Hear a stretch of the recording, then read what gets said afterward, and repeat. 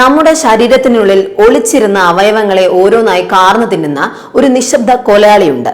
നമ്മളിൽ പലരും ഇതിനകം തന്നെ അതിന്റെ പിടിയിലാണ്.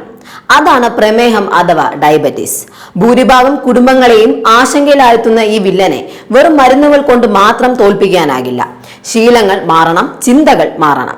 എന്തുകൊണ്ടാണ് പ്രമേഹം ഇത്രയേറെ പടരുന്നത്? ഉത്തരം ലളിതമാണ്.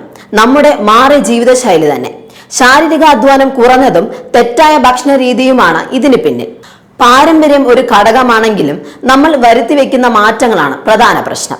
എന്നാൽ ഭയപ്പെടേണ്ടതില്ല. രക്തത്തിലെ ഗ്ലൂക്കോസ് നില കൃത്യമായി പരിപാലിച്ചാൽ ഈ രോഗത്തെ നമുക്ക് പൂർണ്ണമായും വരുതിയിലാക്കാം. പ്രമേഹ നിയന്ത്രണത്തിലെ ഒന്നാമത്തെ ആയുധം അടുക്കളയാണ്.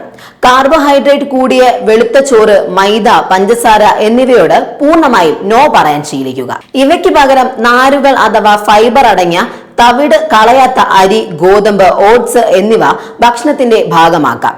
ഓർക്കുക, പച്ചക്കറികളും ഇലക്കറികളും നിങ്ങളുടെ പ്ലേറ്റിൽ പകുതിയിലെങ്കിലും ഉണ്ടായിരിക്കണം. ഇത് രക്തത്തിലേക്ക് ഗ്ലൂക്കോസ് പെട്ടെന്ന് കലരുന്നത് തടയും. അമിതഭാരം പ്രമേഹത്തിന്റെ ഉറ്റ തോഴനാണ്. ദിവസവും കുറഞ്ഞത് 30 മിനിറ്റെങ്കിലും വേഗത്തിൽ നടക്കാനോ വ്യായാമം ചെയ്യാനോ സമയം കണ്ടെത്തുക.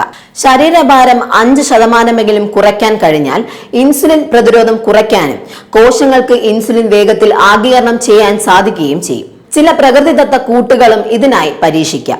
തലേ ദിവസം രാത്രി വെള്ളത്തിൽ കുതിർത്ത 1 ടീസ്പൂൺ ഉലുവ രാവിലെ നന്നായി ചവച്ചരച്ച് കഴിക്കുന്നതും ആ വെള്ളം കുടിക്കുന്നതും ഇൻസുലിൻ ഉൽപാദനം കൂട്ടും. വെറും വയറ്റിൽ പാവയ്ക്കയുടെയോ നെല്ലിക്കയുടെ നീര് കുടിക്കുന്നത് ഗ്ലൂക്കോസ് നില പെട്ടെന്ന് താഴാൻ സഹായിക്കും. ഇതിനൊപ്പം ഏറ്റവും പ്രധാനം ശരീരത്തിൽ നിർജ്ജലീകരണം ഉണ്ടാകാതിരിക്കുകയാണ്. ദിവസവും 8-10 ഗ്ലാസ് വെള്ളം കുടിക്കുന്നത് വഴി അമിതമായുള്ള പഞ്ചസാര മൂത്രത്തിലൂടെ ശരീരത്തിൽ നിന്നും പിന്തള്ളപ്പെടും.